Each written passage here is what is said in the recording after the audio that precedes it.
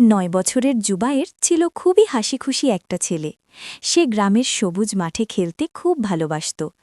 তার সবচেয়ে প্রিয় বন্ধু ছিল একটি সাদা বাদামি গরু বাছুর।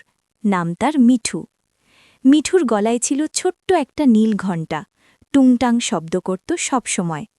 একদিন বিকেলে জুবায়ের মাঠে গিয়ে দেখল আগের মতো সবুজ ঘাস নেই, জায়গাটা একটু ফাঁকা আর শুকনো লাগছে। জুবায়ের দুঃখ করে বলল, মিঠু, আমাদের মাঠটা এমন কেন হয়ে গেল? মিঠু মিষ্টি করে হাম্বা বলল, যেন সেও চিন্তিত। ঠিক তখন পাশের বাড়ির দাদু করিম দাদু হাঁটতে হাঁটতে সেখানে এলেন।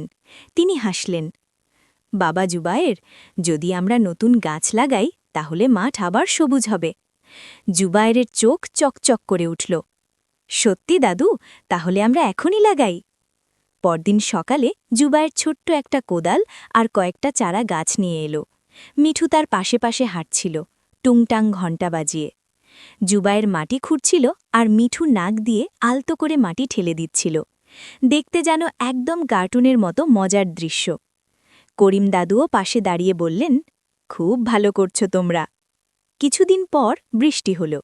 টিপটিপ বৃষ্টির পর ছোট্ট চারাগুলো মাথা তুলে দাঁড়ালো, সবুজ পাতা গজাতে শুরু করল। জুবায়ের খুশিতে লাফিয়ে উঠল, দেখো মিঠু, আমাদের গাছ বড় হচ্ছে। মিঠু আনন্দে ছোটাছুটি করতে লাগল, ঘণ্টা টুংটাং করে বাজতে লাগল। কয়েক মাসের মধ্যেই মাঠটা আবার সবুজ আর সুন্দর হয়ে গেল। গ্রামের সবাই এসে বলল, জুবায়ের আর মিঠু তো দারুণ কাজ করেছে।